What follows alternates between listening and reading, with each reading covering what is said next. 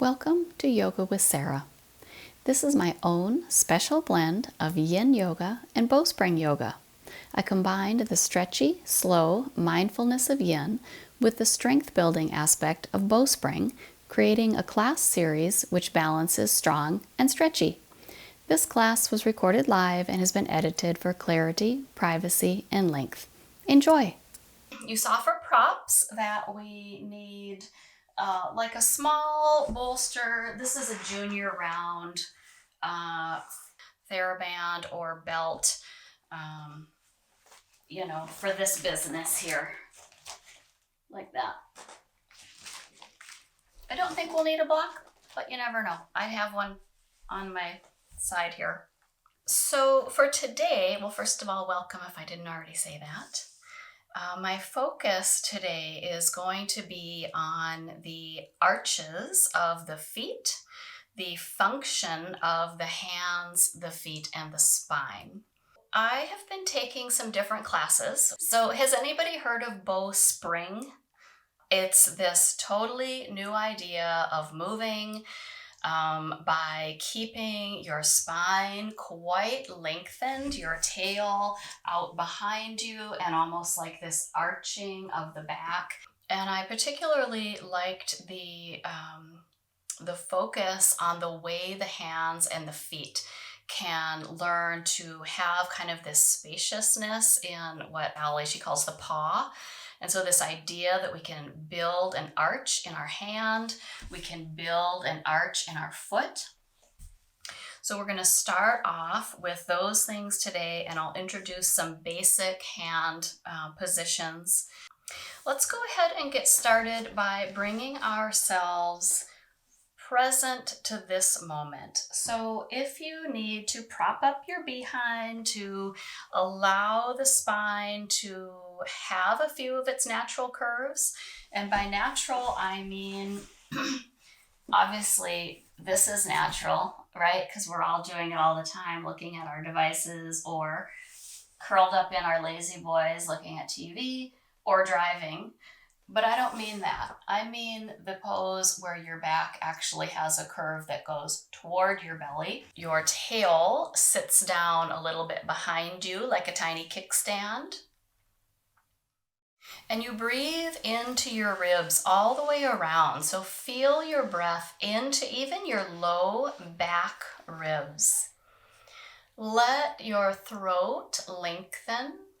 Feel like you're lengthening the pubic bone down to the ground and the collarbones and the throat and the chin. So a lot of times we tuck our chin to start. I'm going to invite you to lift and feel open through this front line of the body.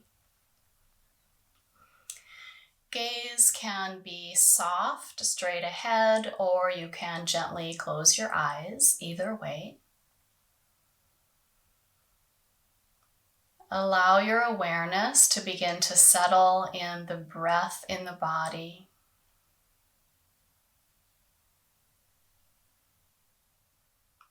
I invite you to expand the back ribs on your next inhale.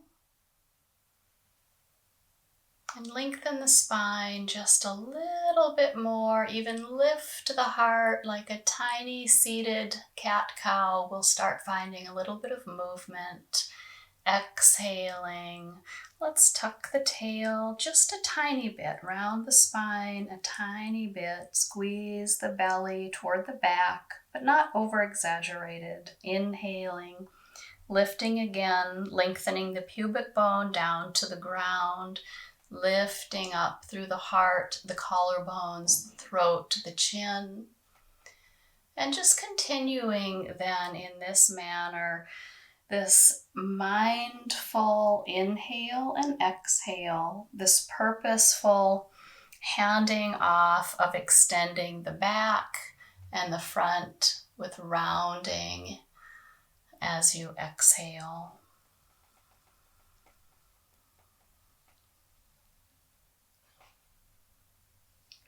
One more time, inhaling, looking up. This time, shrug your shoulders down your back, lift your face to the sky, lengthen the throat.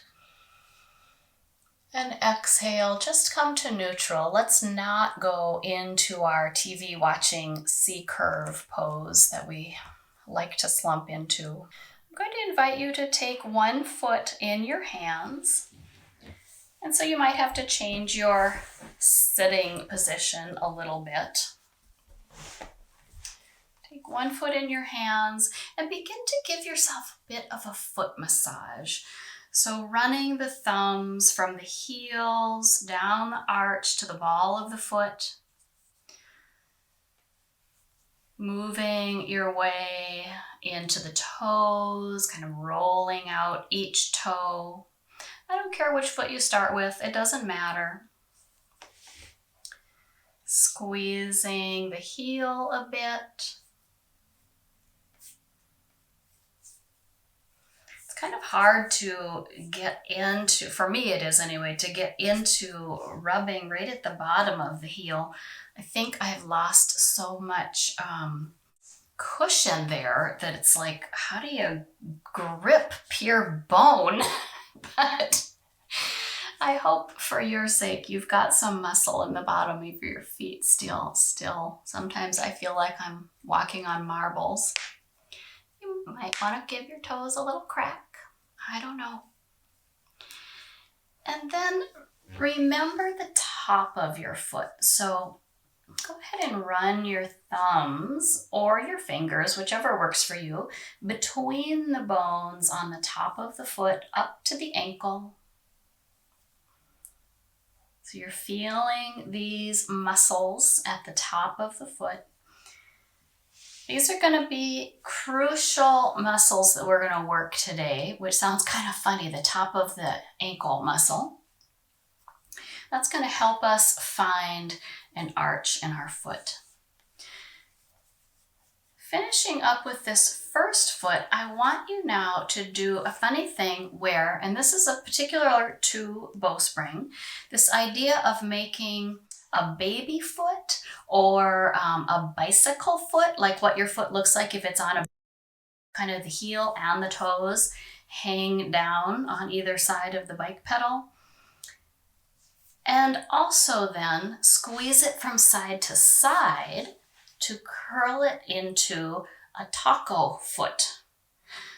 So this is funny, right? Like we're really kind of pinching our feet here. We're trying to make this arch noticeable, both toes to heel and pinky toe side to big toe side. You can look at it, I'm pointing my foot at you, but I kind of want to be able to see. Like maybe I need to push my thumb into my arch and squeeze into each side of my hand in order to see. And I have fairly messed up feet. So for you, this might be like, what's the big deal? And for me, it's like, I can't really move these. Okay, so know that we're going to try and bring our feet into this baby foot position through muscular work alone a couple times throughout the practice. All right, and just pet your foot a little bit, soothe it. And we'll move on to our second foot. When you're ready, you can just switch out which side. And it is fun to notice the difference. So I started with my left foot. It's so much warmer than my right foot. Of course, I just crossed them so they're on wrong sides. If you send your legs out straight, it's a little easier for your brain to focus on which one you just did. And there's definitely an energetic difference, which is kind of fun to notice that through self-massage, you can do this for your feet. So on the second side, getting into the arches, rubbing from the heels to the ball of the foot, wiggling each toe independently. I even like to stretch one forward and one back.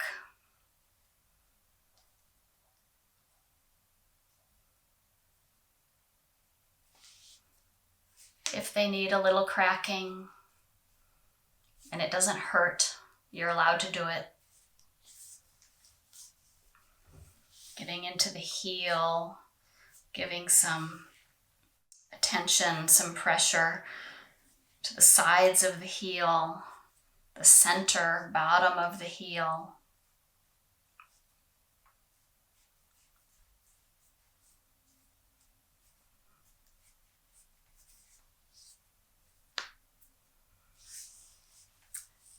And remembering these muscles between the bones on the top of the foot. So you could do thumbs, or you could do index fingers, or whatever works. Maybe just running the fingers from right where the toes join the foot, in between the bones, up to the fronts of the ankles. That little muscle kind of up here on the top of the foot.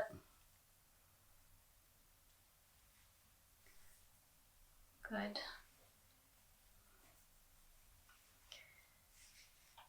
And then let us bring ourselves into that baby foot. So taking one hand to the heel and one to the toes and kind of pressing the foot into this curled position.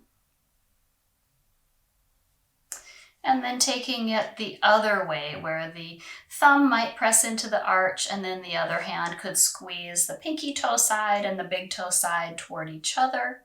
Or you don't have to press into the thumb. You could squeeze your heel with that second hand. The foot could be resting on your knee or in the air, however.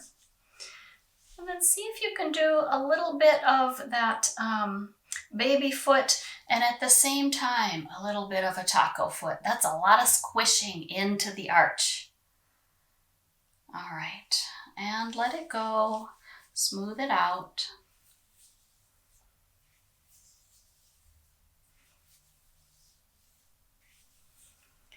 And come back to an easy seated. And I'm going to show a couple of hand positions. In bowspring, this, where your hand is out flat on the ground, is called bright hand. This, where your hand is domed, is called dome hand. And this, where your hand is around your leg in a horseshoe position, is called horseshoe hand. So pretty self-explanatory, but those are a couple of the hand positions we'll work on today. Let's have you bring your fingertips down in front of you. Let me see if I can scoot back so you can see my hands a little bit better. Or I'll put them on there we go. And let's bring them into dome hands. And just like we were squeezing our feet one way and then the other, see if muscularly you can lift the center of your palm toward the back of your hand as you come into this dome hand. And if you're not sure, you can take one hand and press it into the center of the palm and then try your dome hand on the other side.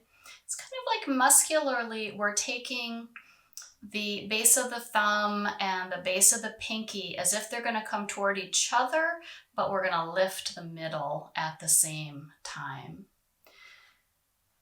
So we'll try that out on our mat, doing some poses. One thing we don't want to do is put a whole bunch of weight on our fingertips. So we'll try that. It's much more of a lifting. The whole idea with bowspring is this kind of inner lift.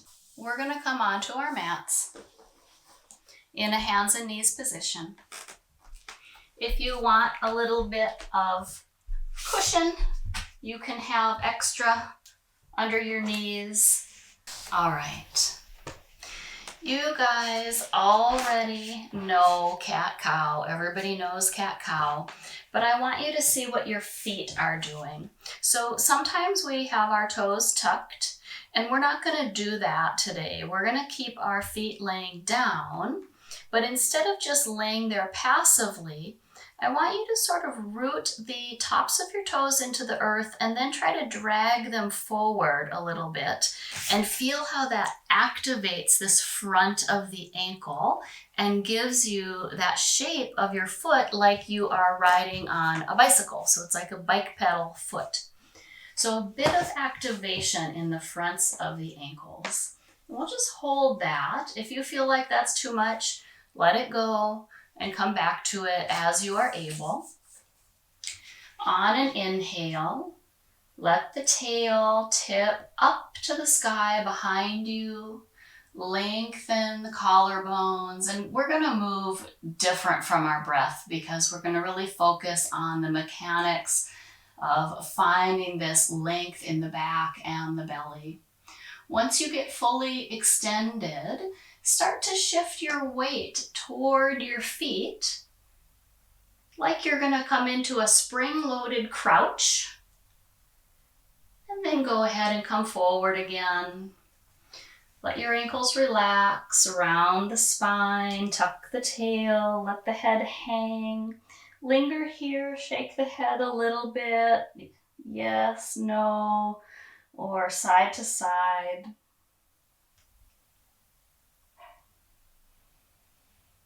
Starting to move the opposite way. Root the tops of the toes into the mat and try to drag your feet toward you so you're shortening the distance between the tops of your toes and the kneecaps. You've activated the shins and the fronts of the ankles. Let the tail tip up. Lift the head.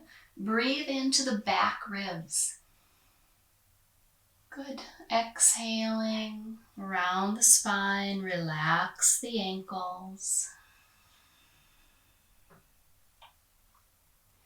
Inhaling, look up, activate the fronts of your ankles. Notice that you've got bright hands. Exhaling and round. Soften the ankles. One more time, we're just going to lift into this position where we're looking up. We've activated our ankles. And I'm going to have you start to shift the weight back toward your right heel. Let your left hand come into dome hand. Now, I just noticed I routed my spine. I bet you did too. Try to tip your tail up even though you're crouching back. Lift your heart and your collarbones. And let's bring one hand to the back of our head, our left hand, our right hand to the back of our head, and look up. So a lot of activity going on in the back line of the body now. And release, both hands down, come forward to bright hands. Relax the ankles, round the spine, tuck the tail, shake out the head. Remember to breathe. Let yourself come to neutral. Activate the fronts of the ankles by rooting the fronts of the toes, the tops of the toes into the mat. Pull the feet toward the shins. Tip the tail to the sky and shift your weight to the left. Start sitting your weight back toward your left heel. You might have to even broaden your knees a little bit, and that's fine. Weight can stay on the left hand. Right hand comes to dome hand. I'll move my left hand back a little, so if you need to see, right hand in dome hand, lift the arch of the middle of the right hand. And you can choose to either just turn your head to look right, or if you want to make this a bit more difficult, right hand to the right side of the head, and we try to turn and look. Good. And release, both hands down. Relax the ankles around the spine. Hang the head. And come back to neutral. We'll move into what we know as Susie side stretch.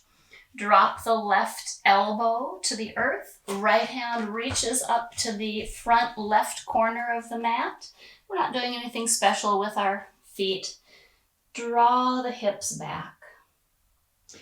Now you can make this more of the bowspring style by digging into the tops of the toes and drawing them forward so you've activated the fronts of the ankles. But you don't have to. That would just be a way to add in. You can attempt to tip the tail a little more to the sky.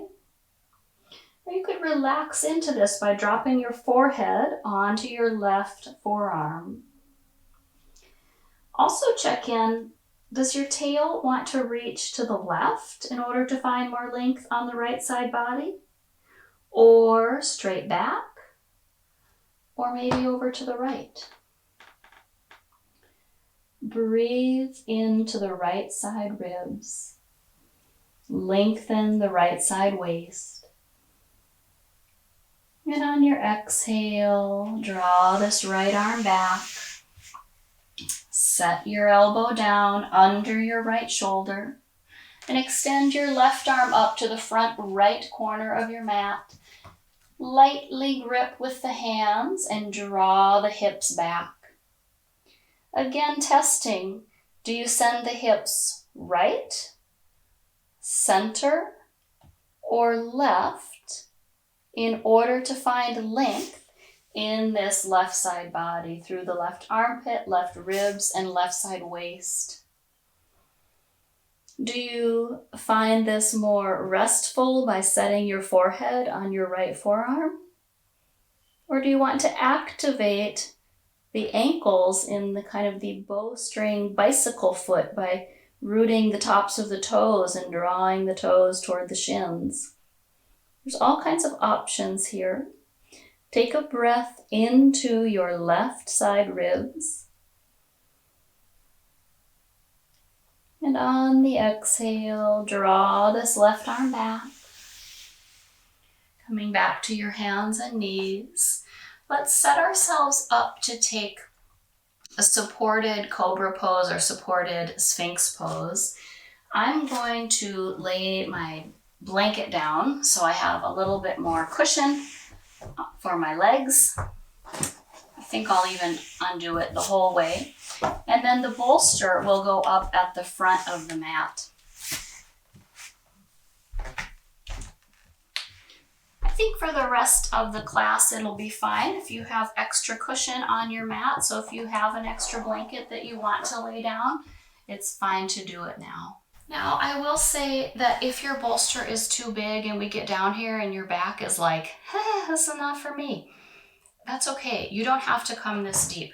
I'll show the intended pose and then I'll get out of it and show some smaller, gentler options. So for Sphinx pose, I'm going to just set my elbows on my bolster to start and then start walking my legs back so I can rest my legs and pelvis down on the ground, and then my arms come over my bolster to the front of my mat. So essentially I'm in a back bend, but I'm not really having to do any work for this.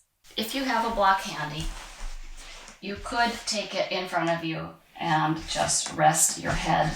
And then this becomes a very restorative style of Sphinx pose. If you are more into a deeper back bend, you can place hands at the corner of the mat and press your way deeper.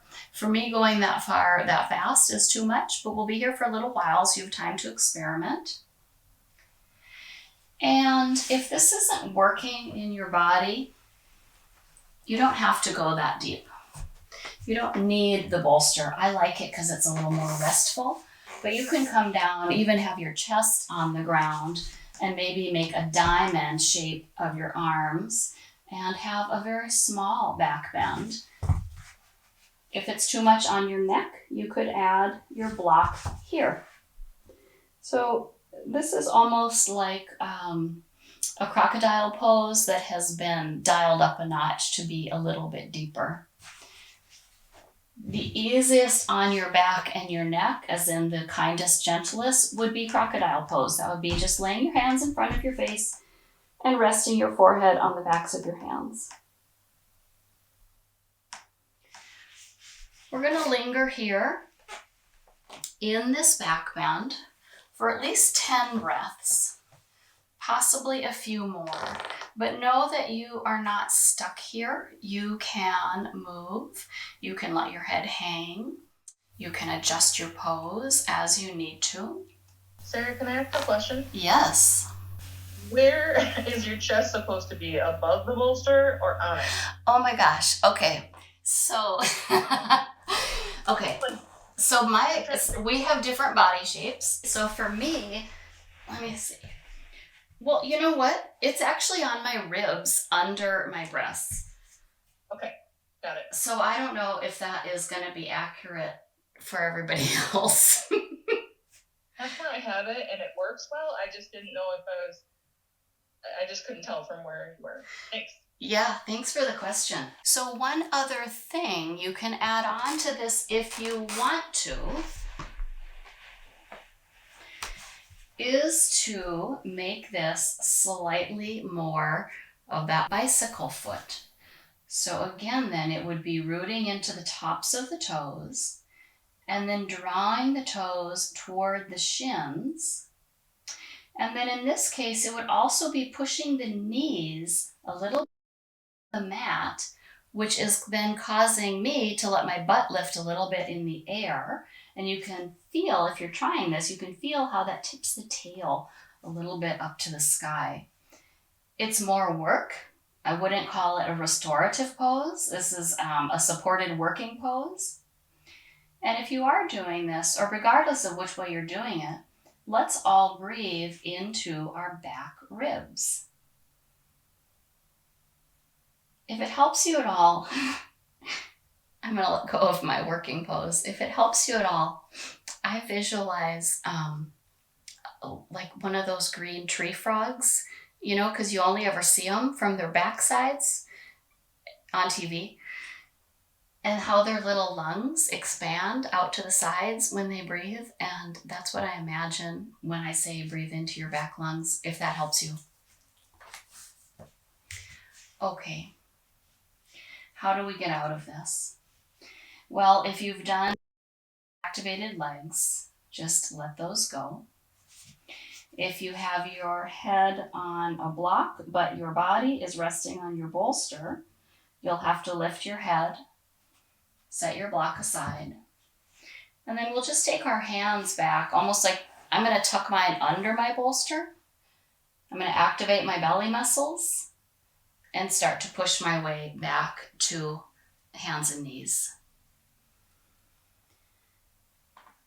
Some of us are going to go right for wanting to round the spine, and some of us have more sensitive vertebrae than that. I would advise maybe a very gentle side-to-side C-curve before you tuck your tail and let your head hang.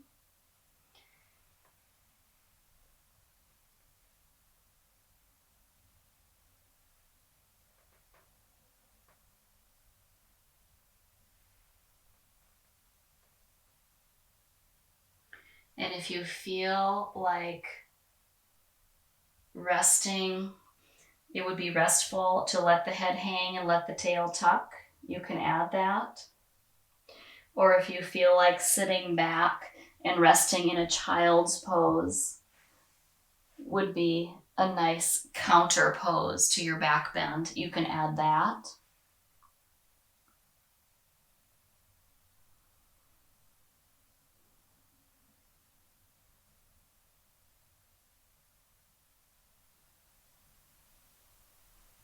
Let your mind settle at your breath, whatever pose it is you're doing as a recovery pose for your back bend.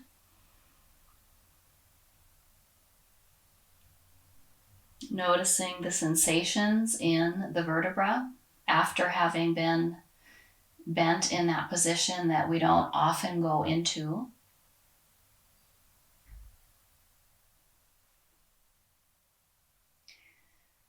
And sometime over the next 5 breaths, we're all going to just come forward again on our hands and knees, just enough to then lay ourselves down on a curled up side. So coming into laying on your side body. You don't need any pillows or blankets. You can use one arm to support your head. So you're curled up. Now, bring I don't care which side either. Whichever side it is that you can face the camera, that's the side I want you to be on so you can see what's happening, and then we'll do it on both sides. So first, bring your top arm and just feel along your spine. Are you rounded? Are you arched? Are you straight? What's happening in your back body? And then we're going to come into this side lying position, and this is another way of finding the hand position and the foot position, of letting the bicycle foot and letting the hand kind of draw up. So let's first focus down on our feet. Keep your toes relaxed and curled under a little bit, but draw just like when you were laying on your belly, like you're gonna draw the tops of the ankles closer to the shins, but you're gonna keep the toes relaxed. So this is gonna cause that bicycle foot shape. And I've just lifted up my leg and I'm showing off my foot against my wall. So I wouldn't call this looking elegant, but it's activating the fronts of the ankles, okay? Now, top hand comes to top knee, horseshoe hand to the knee. Push into the knee with the hand and push the knee into the hand into the knee. So there's some activation in the body. Let your tail go long behind you and press your arm that's on the bottom into the head into the hand. We're going to take a little arch from the tail to the back of the head. Simultaneously lift the top leg an inch or two off of the bottom leg. Get long from the pubic bone up to the collarbones. This is a ton of activity in your body, by the way, if you weren't already noticing. Take a breath and soften everything back down. Let yourself do nothing. Now, for you guys, you can choose to either roll onto your back or your belly. I don't care. We're going to make our way to the other side, but so I can keep facing you, I'm just going to sit up and swing around. So curling up on your second side, drawing the fronts of the ankles towards the shins, but keeping the toes relaxed down. Let the top hand come to the top knee in a horseshoe position. Push the leg into the hand and the hand into the leg, and let yourself arch your spine so the tail reaches behind you like duck feathers.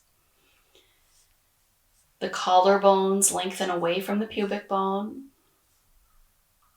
And then we're going to hold our head with our bottom arm hand. Press the head into the hand, accentuating the arch in the back body and the length in the front body. And then lift this top leg just a little. Keep pushing into the knee and the knee into the hand. Take a breath into the back ribs, even though we are extending them and it feels funny. And then soften everything down. Let go of the work. That's a lot of contracting in the back body. Let's roll our way onto our back. This is where you are going to want your belt or TheraBand to start getting some of those props around you.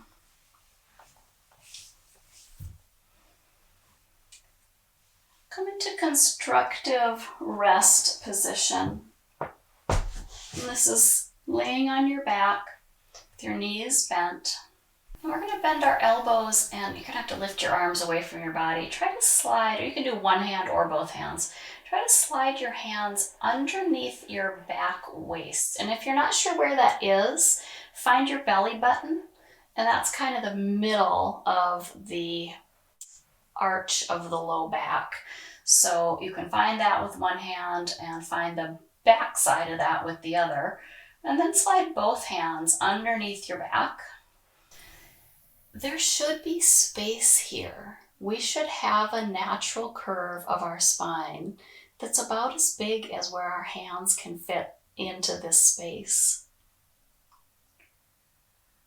Let the tip of your tail roll deeper to the earth so that your low back lifts away from the backs of your hands. And then soften the back muscles, letting the back settle into the hands. Let the knees tick-tock very slowly, side to side. I'll let you take your hands out in just a minute. I want you to get used to this feeling of having a bit of space between your back and the floor. All right, let's free our hands. Keep our knees going a little deeper now into a twist. Knees drop one direction, the head turns the other direction. Keeping this moving as a rocking twist, everything comes back to center. And the knees drop the second direction, head looks opposite. Noticing as you continue this movement, do you keep a little bit of an arch in your back? Not to keep tension there, but just to allow that natural curve to be present. Keep your mind's eye resting in that place. And if you're not sure, next time you come back to center, take it the extreme opposite. Flatten your back and then try to twist. It just doesn't really work. You can try it, but it's like trying to twist a tree trunk. Like there's too much tension and unnatural shape.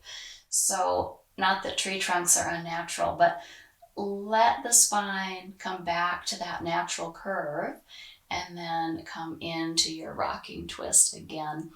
And as your knees, I'm going to cue it from the knees going to the right because that's where mine are going. As the knees drop to the right, allow your back to arch away from the ground just a little more. Press into the left foot, the left toes. You might even pull them back a little closer to your body and think about finding that length now through the quads of the left leg. So this is a twist and also an awakening of the quads on the left side. For some of us, this might also cause a hamstring twinge, and then maybe you just want to ease out of that and let it be more about relaxing into the twist versus adding the quad stretch. In this twist, see if you can breathe equally into all sides of your ribs. We're twisted, we've got pressure on a funny side. How can we expand equally with mindfulness? Let yourself gently, gently unwind.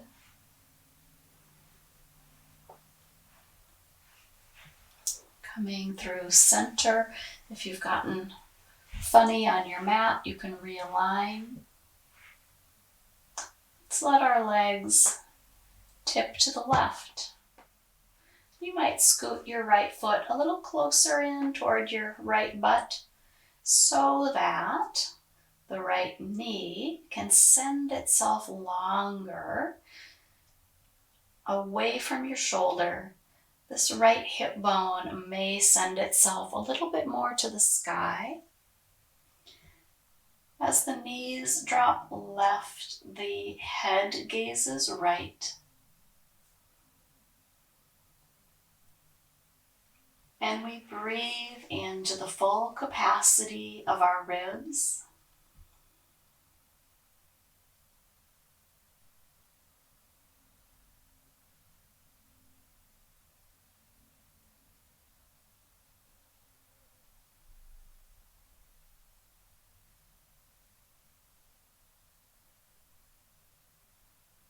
Let yourself decide what's more interesting to you.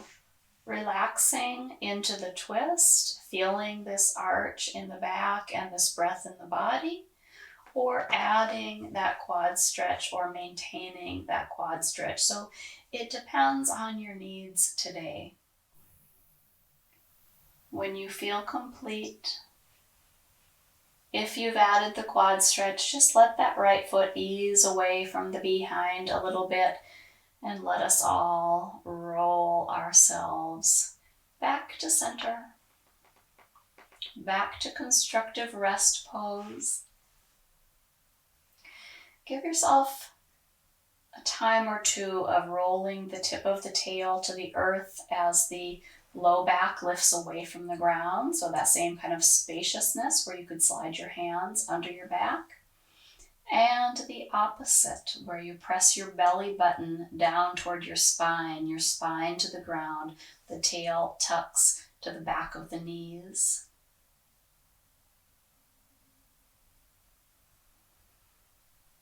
It's wonderful if we can have a full range of motion,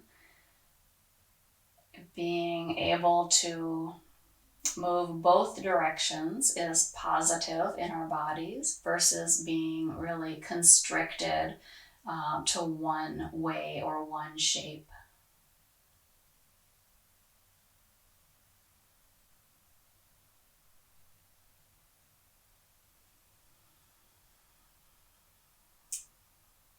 Release from that movement. Let yourself come to a neutral alignment in the back. So that is a tiny bit of an arch behind your waist. Hands come to the hip, low ribs. So I've got my thumbs on my low ribs and my fingers on my front hip bones. Keep this area still. Lift your right foot off the ground. Rotate your legs so the right ankle can come to cross the left knee / above the knee. Keeping the pelvis still, butterfly the right knee toward midline and away from midline. Oh, I feel like I haven't done this in a while. I've got some quakes and shakes. Notice if that's happening in your body, and if it is, then also notice, is your mind trying to go somewhere else and not pay attention? Because usually, if we have places that are not smooth, steady movement, it means we've got a little bit of a disconnect between our brains and our bodies, and our brains don't really like to pay attention to that. So I invite you to really pay attention to the action, the function of this hip moving in the socket.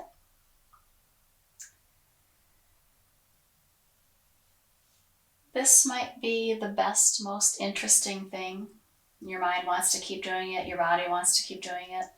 For other folks, adding in a bit of a hip opener is going to be a better thing. If that's you, begin to float your left foot off the ground, drawing both legs toward the torso. It's okay to take your hands off of your body. It's okay to let the hips and ribs move at this point. See how the body wants to move. Does a sacrum circle sound good in your hips and back? Does holding behind the left thigh sound good? Does rocking side to side or coming to a spot and thinking, whew, that's some sensation, and then pausing there? See what is true for you tonight.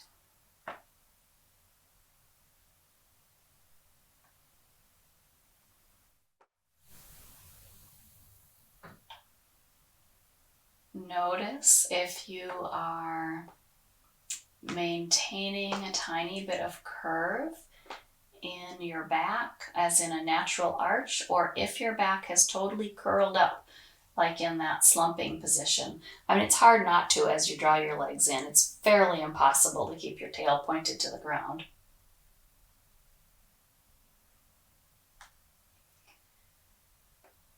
Take any last little bits here that get into this right hip, whatever that movement is for you. A couple more breaths.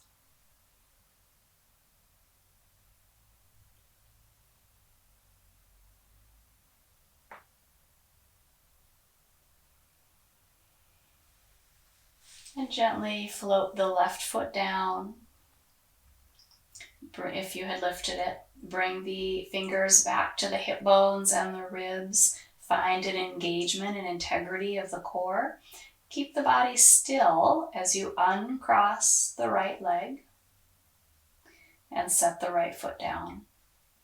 If you feel like you've gotten crooked on your mat, you can realign yourself. Bring yourself back to finding the hip bones and the fronts of the ribs. Engage this band of muscle throughout the torso. Float the left foot off the ground. Rotate the hip in the socket so that the left ankle can come to cross onto the right thigh or right above the right knee.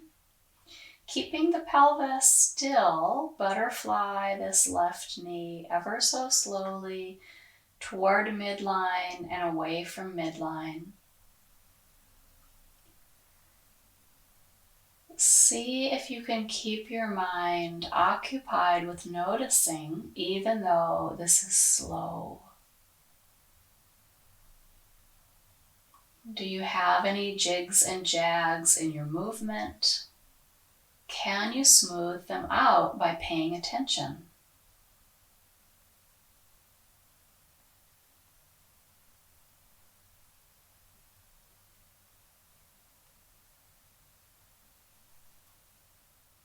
Make a choice. Do you keep doing this mindful, this is almost like a hip meditation, or do you add in sensation by floating the right foot off the ground and drawing both legs closer to you? If you draw both legs closer, do you clasp behind the right thigh? Do you take sacrum circles? Do you rock side to side? Do you find one spot that has a lot of sensation and pause there? Can you still bring your mind into these places that are calling for attention and let it rest there with ease without jumping off to your to-do list? Can you keep your breath smooth and steady? And coming fully into the torso in all directions, the front body, the back body, the side bodies.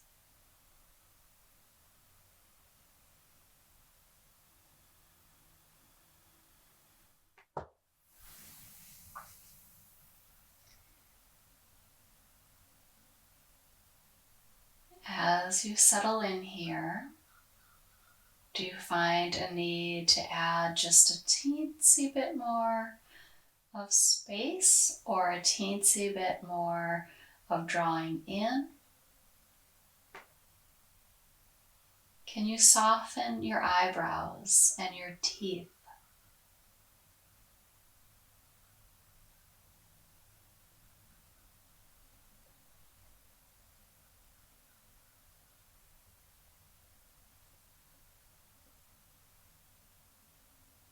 When you feel complete, if you've lifted your legs and tipped to one side, come back to center ever so slowly. Bring the hands back to the hip bones and the lower ribs. Engage this band of muscle around the torso. Float the right foot back to the earth. Keeping the pelvis still, uncross the left, rotate it and set the left foot back down to the earth. If you feel crooked on your mat, you can adjust. Now you can't see your feet at all, so I'm going to ask you to do this with your mind, and your feet muscles. We're going to try to make our feet turn into those tacos like we pressed them into in the beginning. Let's see if we can press the outer edge of the big toe, the ball of the big toe, into the mat, the outer edge of the ball of the pinky toe into the mat, the inner and outer corners of the heels, and then without lifting the toes, keep the toes relaxed to the earth, lift the arches from those 4 points that you just found, that you either imagined or felt by pressing your feet in. Lift the arches away from the mat, and you're going to feel the activation in the fronts of the ankles, right? So we've been practicing for this move the whole class by finding those ankle muscles, and let them soften.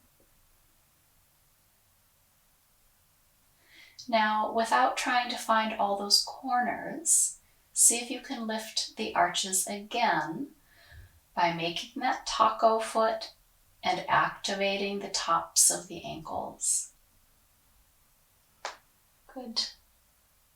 And soften. Let's find our belt or our TheraBand, whichever you have that you want to use. I'm going to use a TheraBand. I like it because it's wider, and so I can really get my whole foot in there, which is kind of fun. Let's do our right legs first. Keeping the pelvis as steady as you can. Lift your right leg up. Slide this belt around the right foot somehow, and then start to send the right leg to the sky. Keep the knee bent. We're not going for an extreme extension here. Now, if you have a belt, let it be around the arch. If you have a TheraBand, I also have it around the arch, but it's also almost to the heel and almost to the ball of the foot. Notice how this is making the shape of the bicycle pedal foot. So it's like your belt or your TheraBand is the bicycle pedal, and the front of the ankle is drawing a little bit toward the shin. The toes are just relaxed, right? They're not doing anything. They're just kind of curling in around the belt or TheraBand that is pulling the foot. Now a bit trickier. Roll the tip of the tail and the pelvis, because they're all attached. Roll the tail down to the earth. That's going to move your leg, and it's going to cause a lot of sensation in the hamstring right here. Okay. And then activate the front of the ankle to lift your arch. Lift it toward the ground. That seems funny, but since your foot's pointed to the air, lift your arch toward your body or toward the ground. Feel how that activates your whole leg in a way, because we're rolling our tail down to the earth.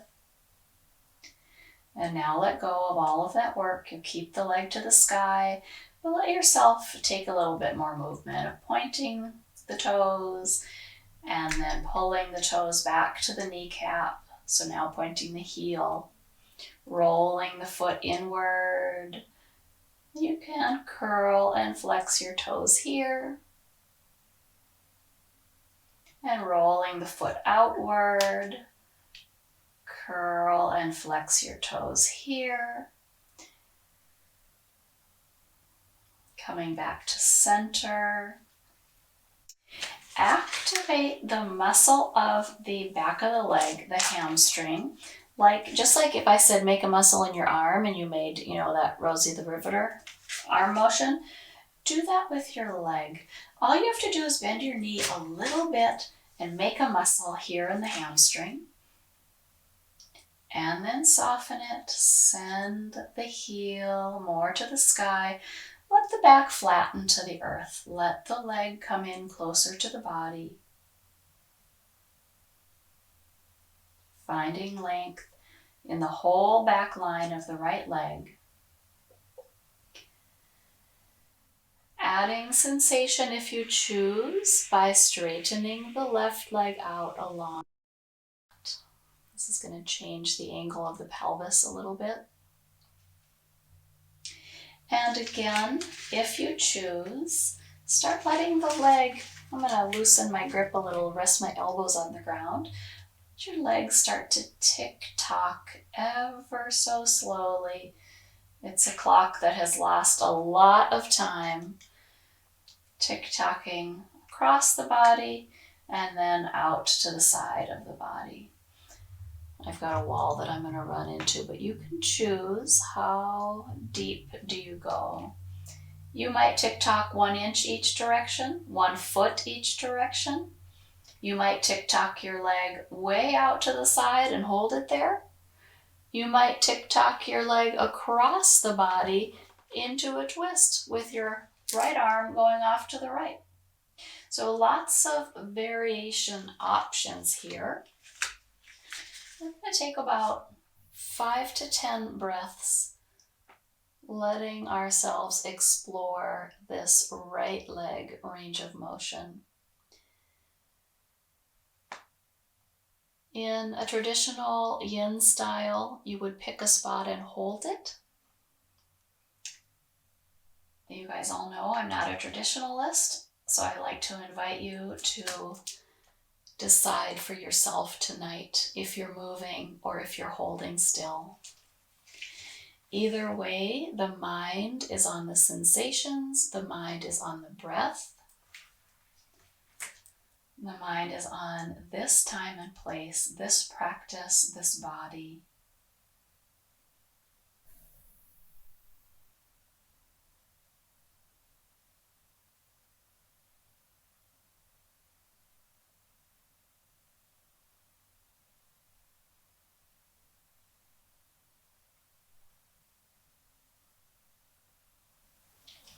Always moving in your pain-free range of motion. Always being kind and exploratory, not forceful and mandatory. As you begin to feel complete, if your right leg is off to one side or the other, engage your core, help your leg come back to center. Bend your left knee, placing your left foot on the floor. And gently let go of holding the foot with your belt or your TheraBand. And mindfully release this right leg down to the ground. Landing so both knees are bent, both feet are planted. Send both legs long for a minute to feel the sensation of the right leg versus the left.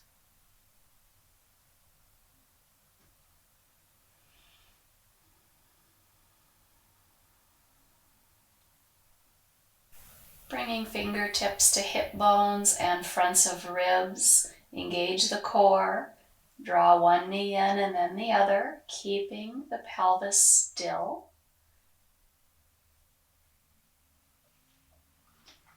And then let us move on to the second side.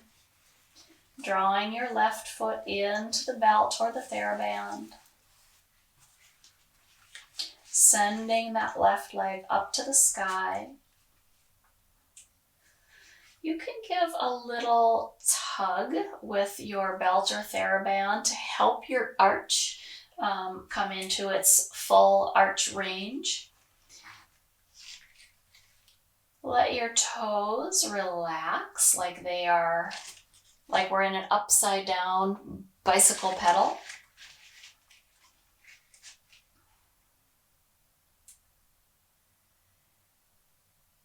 Send the tip of the tail more to the ground. So we're finding that space behind our waist like we did before. This is moving the pelvis, which is going to move the leg. They're attached.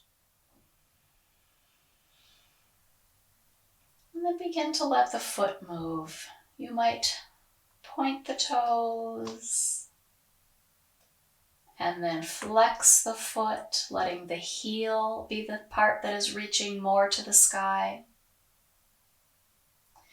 Roll the foot inward and then curl and flex the toes a few times in this rolled inward position.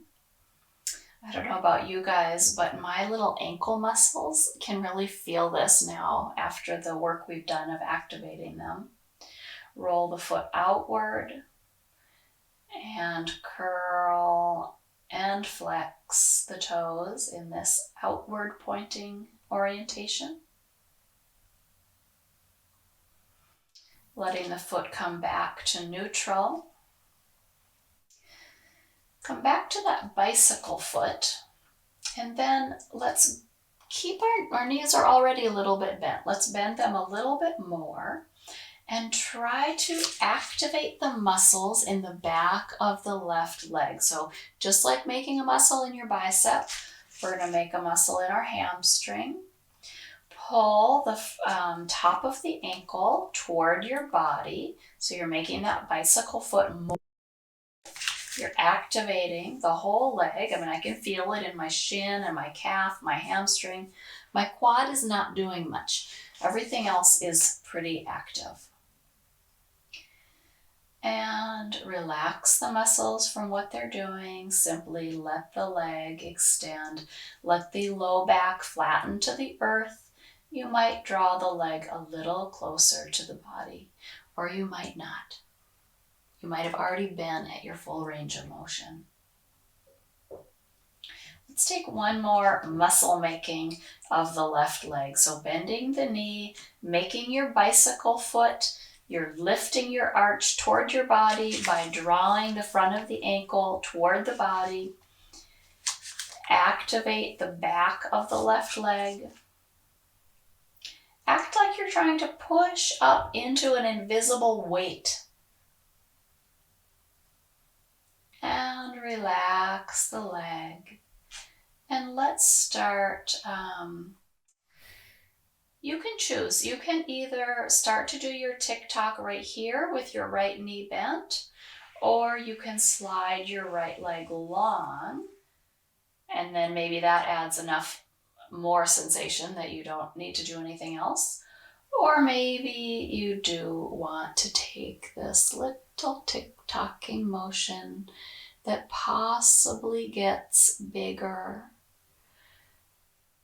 For some folks, getting really big and expansive is the loveliest, and maybe that means your foot is coming way out to the side of your body. Other folks did the twist last time, and so may want to do that this time too. That would be tipping the left leg across the body to the right, and the left arm then would extend out to the left. Your choice. Do you keep finding a little bit of movement, or do you do a more traditional yin practice of finding a spot and holding still?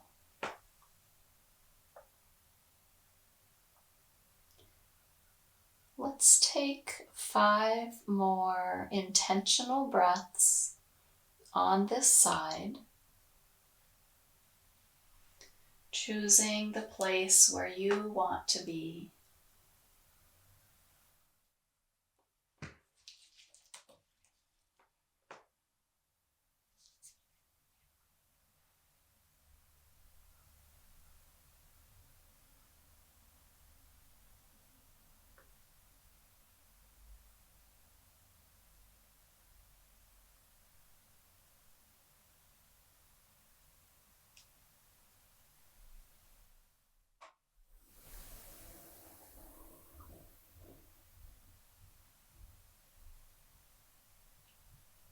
As you begin to feel complete, we engage the core. We float the left leg back to its starting point, pointing up at the sky. Let's bend the right knee, planting the right foot. And release your belt or your TheraBand, setting it aside. Activate the core and mindfully set your left leg down.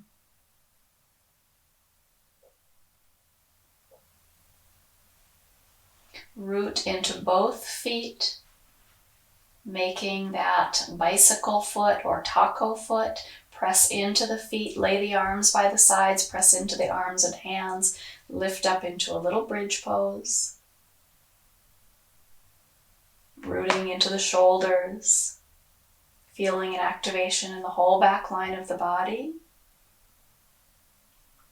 And float your behind back down. Draw your knees in, rocking on the sacrum.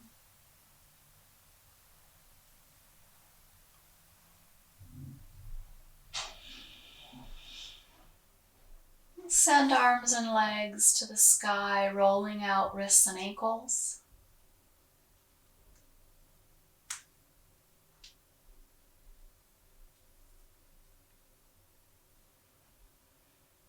And as you feel complete, let the limbs float down. Send the legs out long, checking in with the sensation in both legs.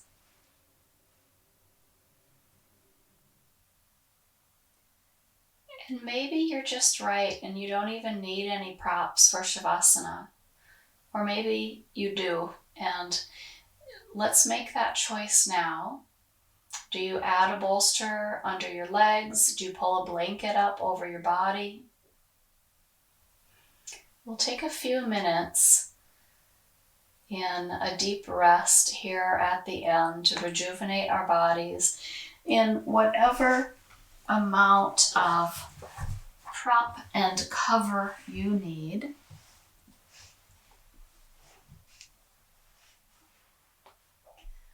Arms could rest by the sides or on the belly. It's possible you will add a cover over your eyes.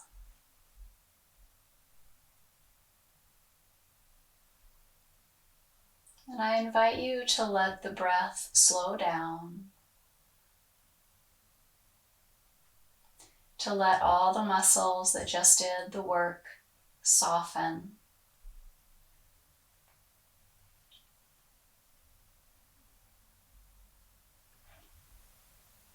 To let the teeth find a bit of space between upper and lower jaw. Let the eyebrows and the forehead release.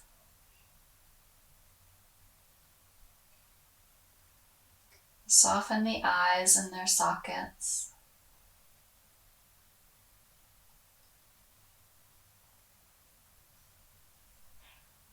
And let the mind rest at the breath.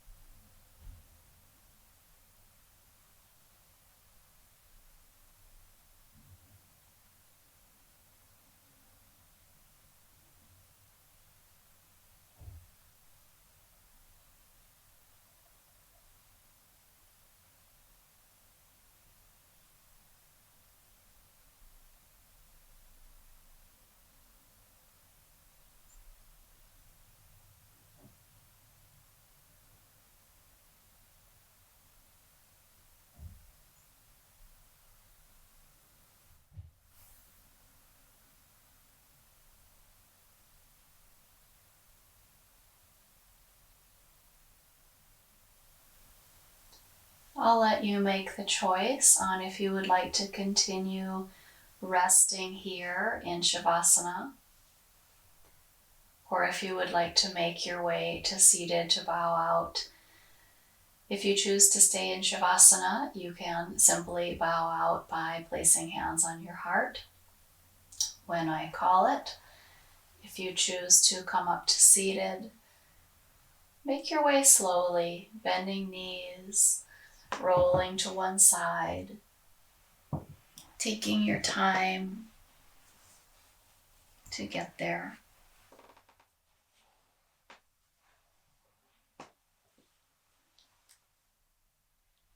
Bringing your hands to the heart, whether the palms are together or one hand on the heart and the other hand on the first hand. Either way. Letting the eyes close. Thank yourself for giving yourself this time to practice yoga. Thank yourself for this dedication you have to the health of your mind, body, and spirit. May we all be filled with peace and ease, and may we bring this with us out into the world. Namaste.